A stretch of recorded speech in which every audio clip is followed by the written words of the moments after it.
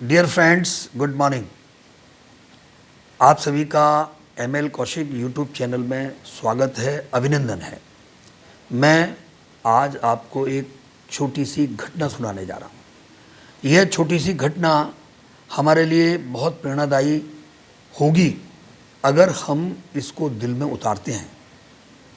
हमारे देश में एक पंथ है, सिख पंथ, और सिख पंथ के प्रथम गुरु नानक देव जो एक संत थे और उनका पूरा जीवन समाज सुधारक के रूप में व्यतीत हुआ, समाज सेवा के रूप में व्यतीत हुआ।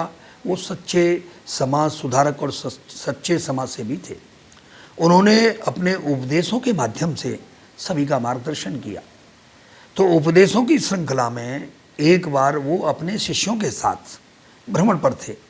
भ्रमण करते करते वो एक गांव में पहुंच गए और गांव के बाहर जो वहाँ पर एक झोंपड़ी थी, कुछ पेड़ों का झुंड था और वहाँ जाकर के उन्होंने अपना आसन लगा दिया। शिष्य भी उनके साथ थे। उस गांव के लोग दो चार जो वहाँ थे, उन्होंने पूरे गांव में सूचना दी कि भाई एक संत आए हुए हैं और जो मिलना चाहते हैं उन संत से मिल सकते हैं। गांव के लोग वहाँ पर पहुँचने लगे, उस स्थान पर पहुँचने लगे और उनसे मिलने लगे। लेकिन उस गांव के लोगों की प्रवृत्ति, उस गांव के लोगों का स्वभाव अच्छा नहीं था। तो सबको इस बात पर ऑब्जेक्शन था कि ये बाबा यहाँ क्यों आया, और उन्होंने बाबा के साथ, गुरु नानक देव के साथ में दुर्व्यवहार किया, मिसबिहेव किया और कहा कि आप तुरंत यहाँ से जाओ, आपसे कोई नहीं मिलेगा। और उनके साथ में यानी धक्का मुक्की की। उनके शिष्यों ने उनकी रक्षा की और वहाँ से गुरु नानक देव चल दिए। और लेकिन चलने से पहले उन्होंने उस गांव के लोगों को आशीर्वाद दिया।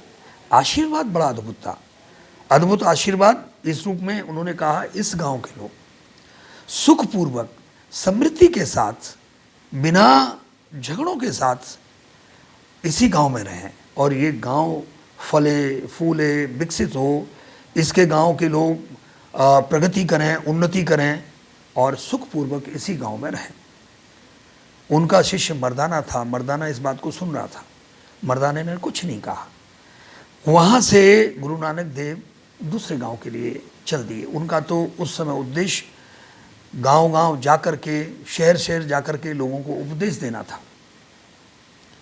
जब दूसरे गांव में पहुँचते हैं और वहाँ पर शाम का समय है, बाहर, गांव के बाहर मंदिर है और मंदिर पर कुछ लोग बैठे हैं, तो बाबा वहाँ पहुँचते हैं, अपने शिष्यों के साथ पहुँचते हैं।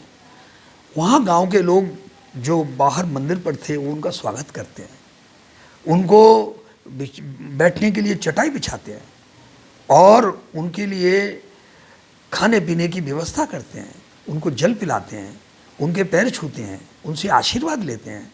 और जब ये पूरा संदेश के बाबा आए हैं तो वो गांव में दिया जाता है, तो गांव से लोग वहाँ दौड़ते हैं और जाकर के आशीर्वाद लेते हैं, बड़े खुश नज़र आते हैं और अपने को धन्य समझते हैं।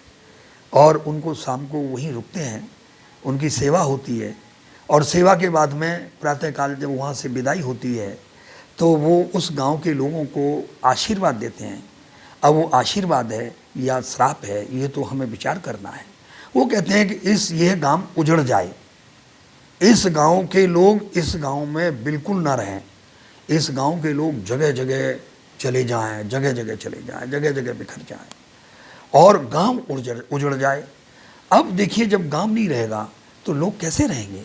और ऐसे सीधे सच्चे सरल और अच्छे लोग, अच्छे चरित्र वाले, अच्छे स्वभाव वाले लोग, और उनको इस तरह का आशीर्वाद दिया। पता नहीं ये आशीर्वाद था या श्राप था कि यह गांव उजड़ जाए। जब ये आशीर्वाद देकर के वहाँ से चलने लगे तो उनके शिष्य मर्दाना से नहीं रहा गया। उन्होंने पूछा, बाबा आप हमें एक चीज़ तो बताओ, पहला गांव जिसमें आप गए थे तो वहाँ लोगों ने आपके साथ दुर्व्यवहार किया, मिसबिहेव किया, आपके साथ में बदतमीजी की और आपने उनको इतना सुंदर आशीर्वाद दिया कि इस गांव के लोग सुखपूर्वक इसी गांव में रहें और इनको किसी चीज़ की कमी नहीं होनी चाहिए। लेकिन जो दूसरा गांव जहाँ से हमने विदाई ली, वहाँ पर सभी ने आपकी सेवा की, हमारी सेवा की, प्यार से बोले और हमारा सम्मान किया, और आपने उन लोगों को आशीर्वाद दे दिया कि गम उजड़ जाए। तो ये तो आशीर्वाद नहीं, ये तो श्राप हो गया।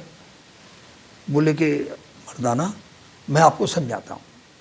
पहला जो गांव था वहाँ के लोग ठीक नहीं है, व्यवहार से, स्वभाव से, उनकी वृत्ति ठीक नहीं है।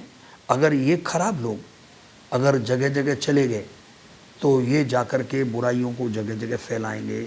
अच्छा इसी में है कि इस गांव के ये बुरे लोग इसी गांव में रहें, और जो दूसरा अच्छा गांव है जिसमें लोग अच्छे हैं, समाज सेवी हैं, अच्छे स्वभाव के हैं, और वो अगर जगह जगह फैल जाते हैं तो निश्चित रूप से एक एक व्यक्ति 10-10 को सुधारेगा, उपदेश देगा, और 60 सुधरे सतसंगति पाई।